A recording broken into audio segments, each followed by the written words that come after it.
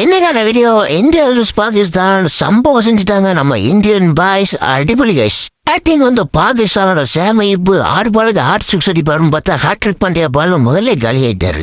பரஹால்னு ஒரு புது பிளேயர்னு நினைக்கிறேன். யாரு கூட ஆடணும்னு தெரியாம போச்சு சுத்த போனது. அதுக்கப்புறம் நம்ம ஹரிஷ் தலைவன் அடிக்கவே மாட்டா. மக்கள் சம்மானுக்கு என்ன பிரச்சனை இருந்தாலும் ஹார்ட் ஹிட் நினைச்சேன். பட் அவர் டெஸ்ட் ஹிட்டரா மாறிக்கிட்டு இருக்காரு. அவர் சல்மான் அலி பாகிஸ்தானி கேப்டன். அவர் வந்து பாத்தீங்கன்னா ரொம்ப பில்டப் பண்ணாங்க. 12 பாலுக்கு 3 ரன் அடிச்சிருந்தாப்புல. அப்புறம் நம்ம தொத்தலும் பொத்தல எல்லாம் சொல்ல அது கீழே சஹீன் அஃப்ரிடி இருந்ததுனால ஒரு 120 மேல டார்கெட் வந்தது. இல்லைன்னு பங்காளி 100 ரன் தண்டிருக்க மாட்டேன். இதுக்கப்புறமா பேட்டிங் வந்த நம்ம அபிஷேக் சர்மா இது ஒரு டார்கெட்டா கொஞ்ச நேரம் சன்ரைஸ் ஹைதராபாத் தான் மாறிட்டோம். கரண்ட் ஒரு மாற்றம் குமாரியாக திலக் ரொம்ப டீசெண்டா முடிச்சு விட்டாங்க. லாஸ்ட் ஒரு 6 அடிச்சு சப்புன்னு பாகிஸ்தான் ஆல்ரெடி அடிச்சு கிளம்பிதாப்புல.